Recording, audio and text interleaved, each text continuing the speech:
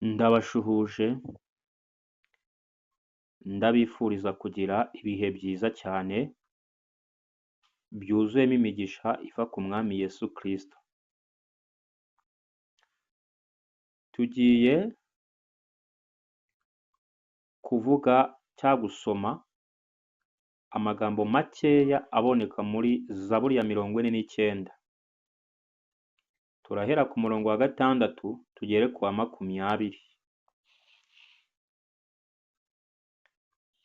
Turakomeza tugere ku wa 21. Rero mbere y'uko dutangira, reka dusenge Imana. Data wa twese uri mu ijuru, wowe buhungiro bwacu uhabwa icyubahiro. Tugushimiye kuri uwo muremyi, ufata abigize ibihangange, ukabahubura mu kirere aho bimanitse, bakitura hasi maze bagacishwa bugufi, ubishimirwe. Ni we wenyine ufite ububasha bwo kugera aho ushaka. Nta mwana w'umuntu ufite ububasha bwo kwikuza, kuko ugenje atyo wese ingaruka zibaho nyuma azifatisha abiri. Rero ubane natwe, wumve kwinginga kwacu, uturinde kwishyira hejuru, mu izina rya Yesu Kristo, amin. Tugiye gusoma amagambo ari muri Zaburi ya 49. Ndagira ngo buri wese akuremo ibye muri aya magambo tugiye gusoma.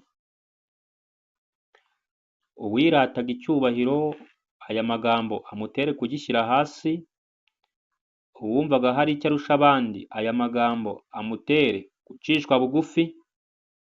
Kandi wumvaga yuko hari icyo yagezeho kurusha abandi, nawe aya magambo amutere guca bugufi.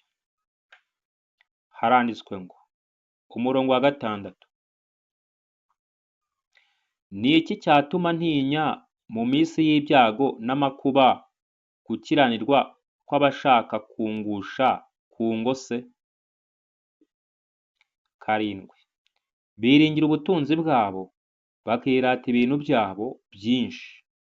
8: ariko ntawe ubasha gucungura mugenzi we na hato, cyangwa guha Imana incungu ye. 9 kugera ku 10: kugira ngo arame iteka atabona rwa rwobo, kuko ishungu y'ubugingo bwabo ari igiciro cyinshi, ikwiriye kurekwa iteka. Kuko abona ko abanyabwenge bapfa, umupfapfa n'umeze nk'inka bakarimbukana, bagasigira abandi ubutunzi bwabo. 12: mu mitima yabo bibwira yuko amazu yabo azagumaho iteka ryose, n'ubuturo bwabo ko buzagumaho ibihe byose. Ibikingi byaho bakabyitirira amazina yabo. Ariko uwo muntu ntahorana icyubahiro, ahwanye n'inyamaswa zipfa. 14: iyo nzira yabo ni iy'urupfu, ariko ababazunguye bashima amagambo yabo. Bashorererwa kujya ikuzimu, nk'umukumbi w'intama urupfu ruzabaragira.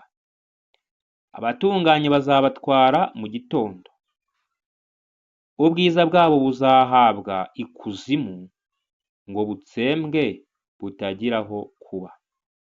Ariko Imana izacungura ubugingo bwanjye, ibukure mu kuboko kw'ikuzimu, kuko izanyakira. Ntubitinye umuntu natunga icyubahiro cy'inzu ye kikagwira. 18: kuko napfa atazagira icyo ajyana, icyubahiro cye ntikizamanuka ngo kimukurikire, nubwo yibwiraga akiriho ko ahiriwe.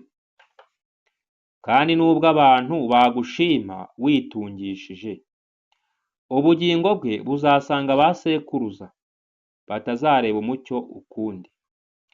Uwo muntu ufite icyubahiro ntagire n'ubwenge, ahwanye n'inyamaswa zipfa. Aya magambo ndagira ngo uyahe agaciro kayo, kandi uyumve neza, usabe Umwuka Wera ayagusobanurire. Aya magambo arakomeye cyane. Reka dusome muri Yobu igice cya 28 umurongo wa 28. Yobu igice cya 28 umurongo wa 28. Turebe icyo Uwiteka avuga. Haranditswe ngo 28 umurongo wa 28, maze ibwira umuntu iti dore kubaha Uwiteka nibwo bwenge, kandi kuva mu byaha niko kujijuka. Iyo usubiye muri Zaburi ya 49 bakubwira yuko Zaburi ya 49 barakubwira bati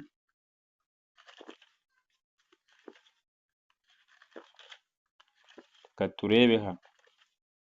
Zaburi ya 49 twabonye ko havuga ngo iki? Reka turebe icyo havuga.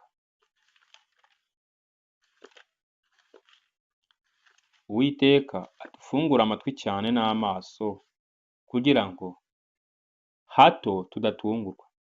Umurongo wa 21, umuntu ufite icyubahiro ntagire n'ubwenge, ahwanye n'inyamaswa zipfa.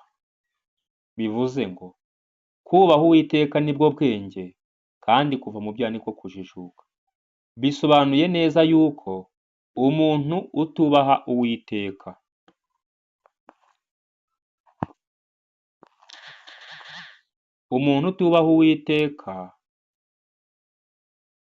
ntahatane n'ingurube, ntahatane n'imbwa, ntahatane n'inkoko, ntahatane n'urukwavu, ntahatane n'urushishi, kuko izo nyamaswa zose ntabwo zubaha Uwiteka.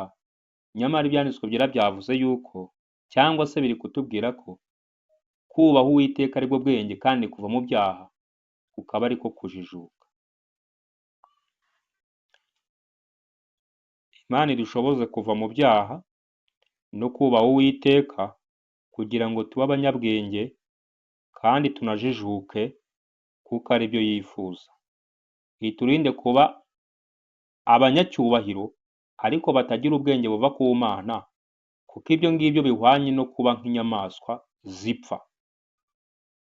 Nta nyamaswa izazuka ngo ijye mu ijuru, ubwo n'umuntu utubaha Imana ngo amenye ubwenge buva kuri yo, napfa ntazajya mu ijuru, azamera nk'uko inka zipfa. Nibe n'inka barayirya. Imana idushoboze mu izina rya Yesu. Reka dusenge. Nanone Data, turagushimye kuko uhoraho iteka ryose. Niwe wandikisha ijambo ryawe ngo riduhugure kandi ritwigishe igikwiriye. Udushoboze kubyumva no kubishyira mu mitima yacu, mu izina rya Yesu Kristo. Amin.